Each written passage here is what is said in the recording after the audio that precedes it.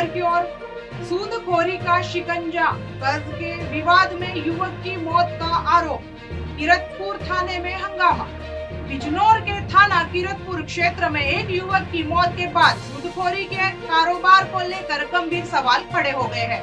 परिजनों ने कस्बे के एक व्यक्ति पर आरोप लगाया है कि ब्याज के पैसे समय पर न चुकाने पर युवक को कथित रूप से बंदी बनाकर मारपीट की गई, जिससे उसकी मौत हो गई।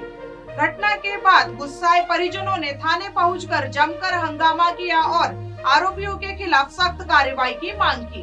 दरअसल पूरा मामला थाना कीरतपुर क्षेत्र के निवासी नीरज कुमार ने कुछ समय पहले करीब 1 लाख रुपए उधार लिए थे। परिजनों का आरोप है कि रकम वापस करने में देरी होने पर नीरज को कथित तौर पर उठा लिया गया और एक कमरे में बंद करके उसके साथ मारपीट की गई। आरोप है कि मारपीट के कारण उसकी हालत गंभीर हो गई और बाद में उसकी मौत हो गई। घटना की खबर फैलते ही मृतक के परिजन और स्थानीय लोग बड़ी संख्या में थाना कीरतपुर पहुंच गए। परिजनों ने आरोपी के खिलाफ हत्या का मुकदमा दर्ज कर गिरफ्तारी की मांग करते हुए जमकर विरोध प्रदर्शन किया। क्षेत्र में तनाव की स्थिति को देखते हुए पुलिस बल तैनात किया गया। इस घटना ने जिले में कथित अवैध सूदखोरी के कारोबार को लेकर एक बार फिर बहस छेड़ दी है। स्थानीय लोगों का कहना है कि कई क्षेत्रों में आज भी लोग भारी ब्याज दरों पर पैसा उधार देने का काम कर रहे हैं। आरोप है कि कर्जदारों से वसूली के लिए दबाव, धमकी, मारपीट और अभद्र व्यवहार जैसी शिकायतें समय समय पर सामने आती रही है।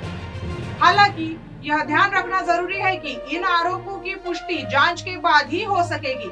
पुलिस का कहना है कि मामले की निष्पक्ष जांच की जा रही है और पोस्टमार्टम रिपोर्ट, साक्ष्य तथा परिजनों की तहरीर के आधार पर आगे की कानूनी कार्यवाही की जाएगी।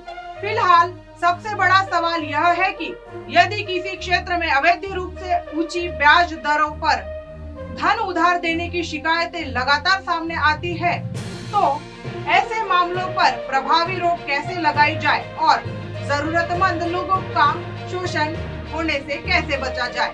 कीरतपुर में युवक की मौत का सच जांच के बाद ही पूरी तरह सामने आएगा, लेकिन इस घटना ने कर्ज वसूली और कथित सूदखोरी के तरीकों को लेकर कई गंभीर सवाल खड़े कर दिए हैं। अब सभी की निगाहें पुलिस जांच और प्रशासन की आगामी कार्रवाई पर टिकी है।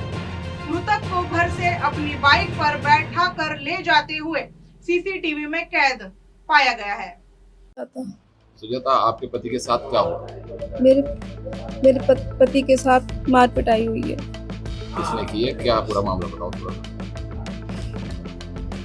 कौन लोग हैं पीटने वाले? अब क्या चाहती हो? इंसाफ चाहिए मुझे, जैसे मेरे साथ हुआ उनके साथ भी हो ऐसा। आपके बेटे के साथ क्या हुआ? उन्हें 1 लाख रुपए ले रखे थे। किसने? नीरज कुमार नाम लड़के का। किससे ले रखे? क्या नाम? अमित अग्रवाल। 1 लाख रुपए और उसका हर महीने ब्याज दे रहा था 8% पर।